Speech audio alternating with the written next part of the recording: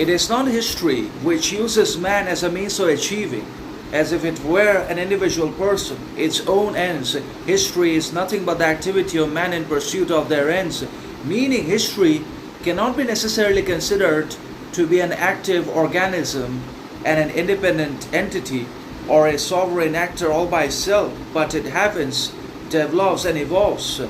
not because of itself, but because of the direct interferences and interruptions of man and caused by each and every one of us at some point in time in one way or another, because what we do in the present becomes history in the tomorrow, and what we will do in the tomorrow will become history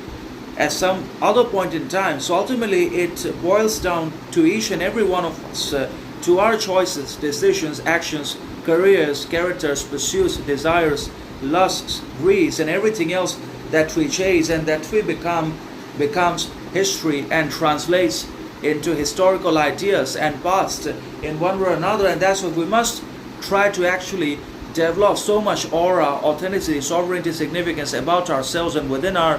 mentality, that we only invest and engage in meaningful, significant, sovereign actions, and in that sense a meaningful sovereign history can also be created and developed. A sovereign history develops because of our sovereign good and mature, moral, authentic actions. We must have so much character, integrity, morality within ourselves that each and every one of us acts with responsibility, mutual respect, love, and trust, honesty, so that a good moral history can be created and developed by us, because we ultimately become responsible for the creation, development, and even manipulation and exploitation of history for our own needs, desires, or for political purposes. Politicians always try to change and distort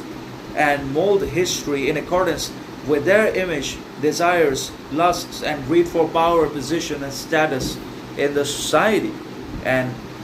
in that sense, accessing true history almost becomes impossible in the modern context of a dictatorial democracy and the many other governments. And obviously we were there. The existence of man also makes the existence of history possible. History exists because of the existence of the people and the man at different points in time, at different periods, epochs,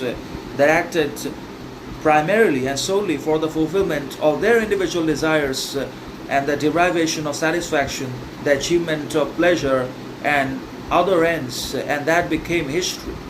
So obviously it's the pursuit of personal ends and individual desires that makes up